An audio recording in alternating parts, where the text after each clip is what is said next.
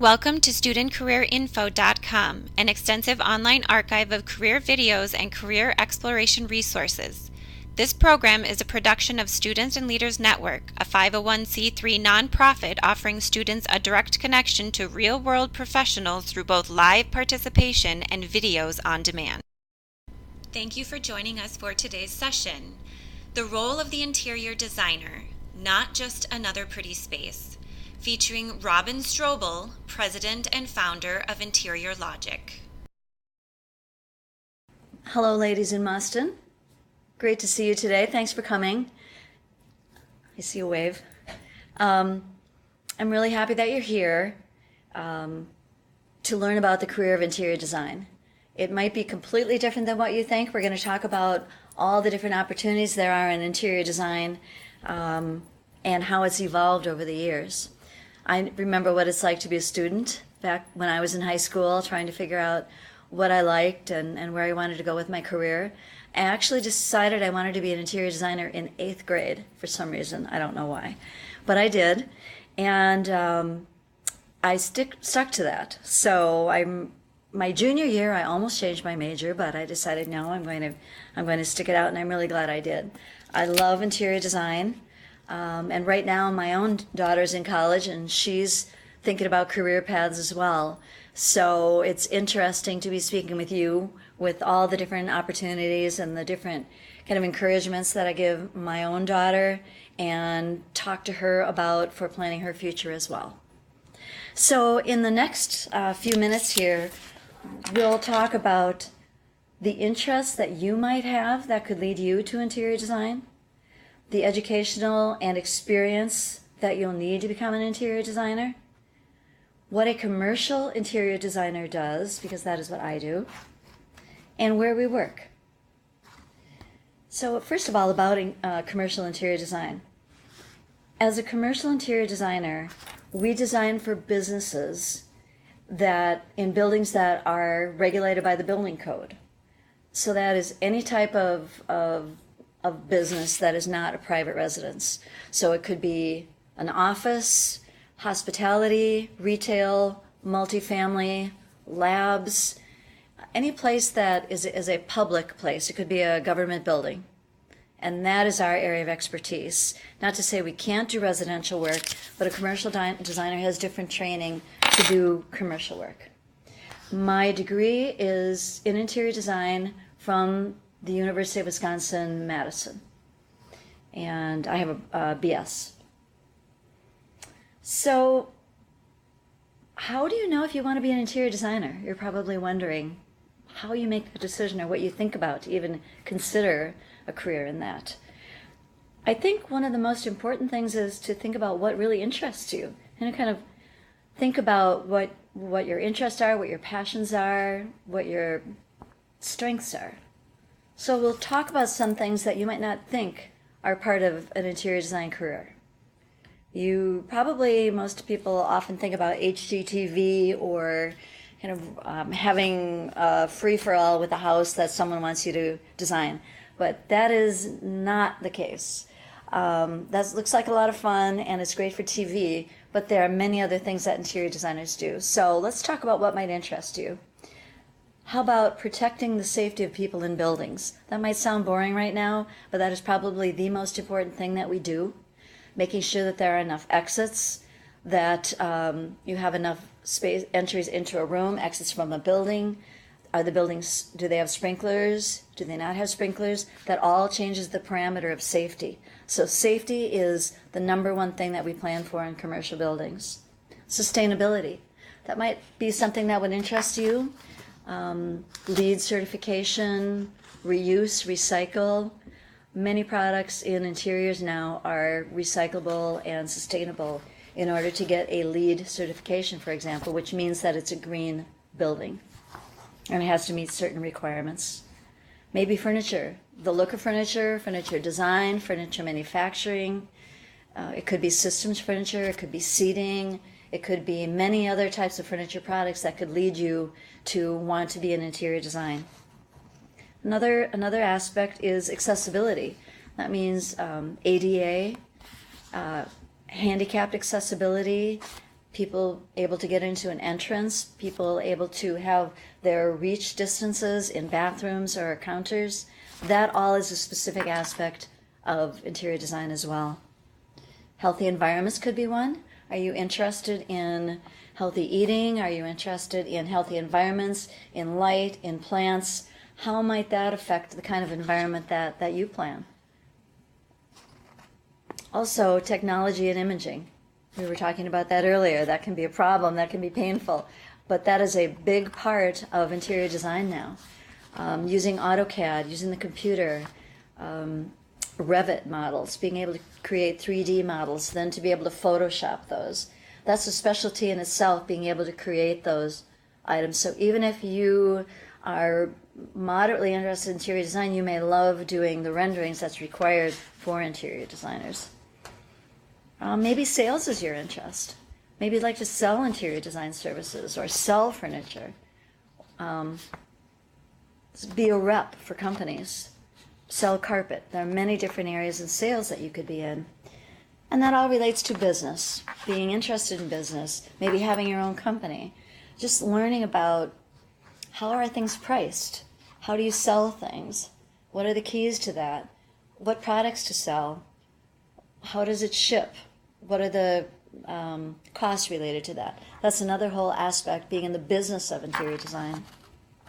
And also real estate, because when you're in commercial interior design, it is very compatible with commercial real estate. People are going into spaces. How much space do they need? What type of space do they go into? How much will they pay for it?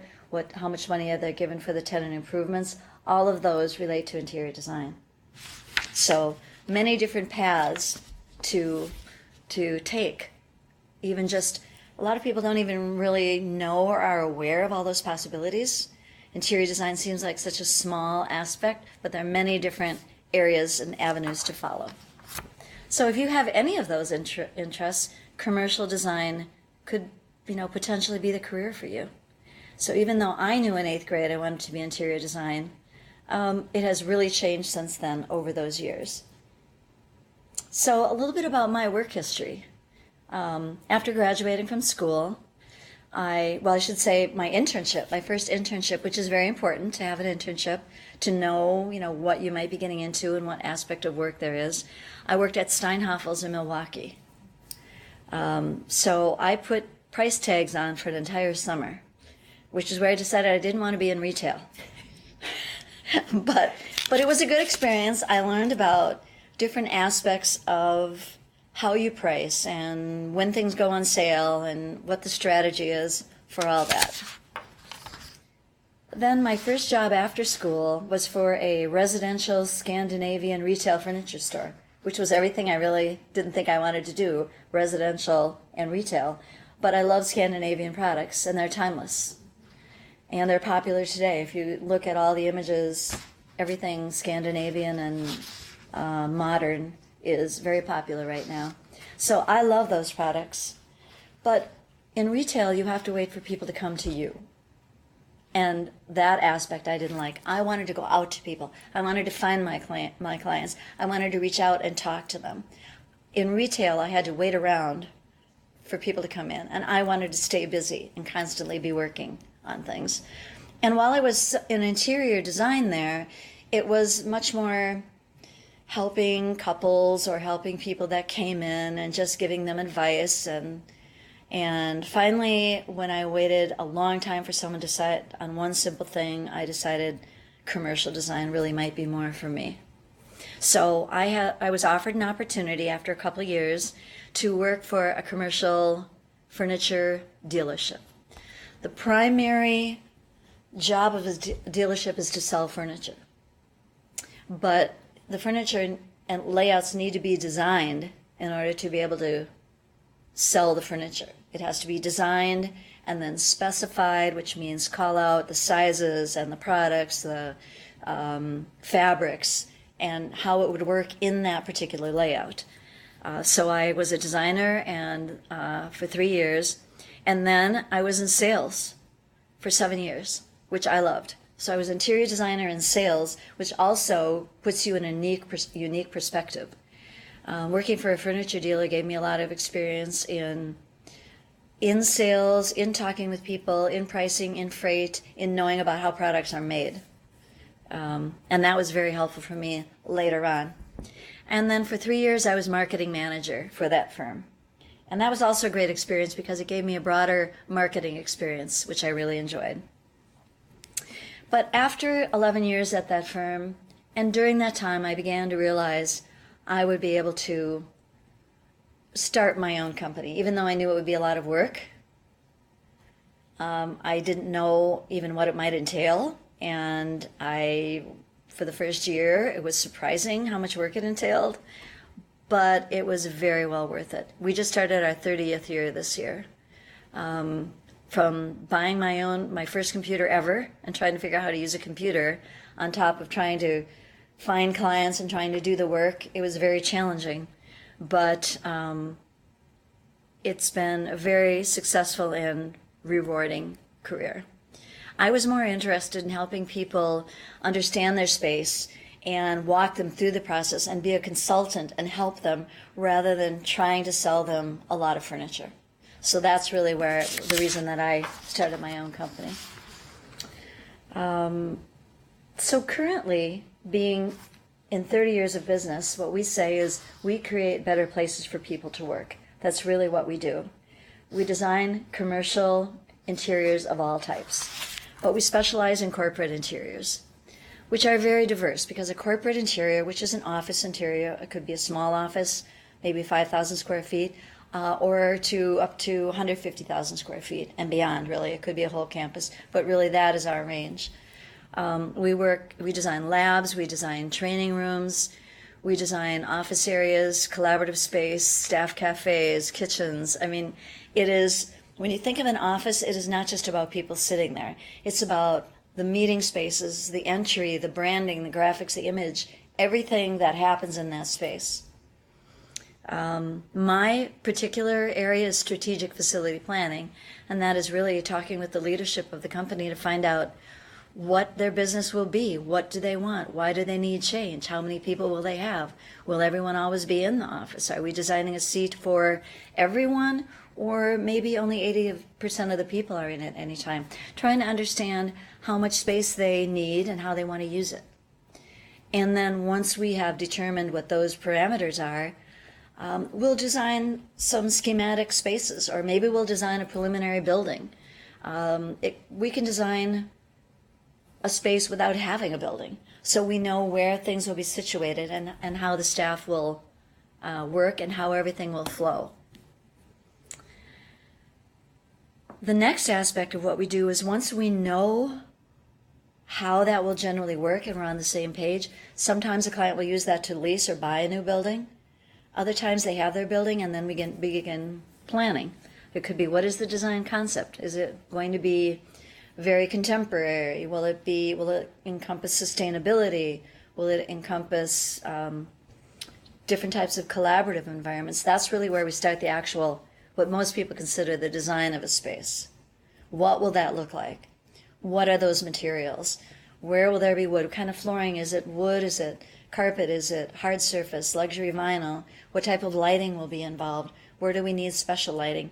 Everything that you can imagine just by sitting in the room that you're in has to be thought out to one degree or another.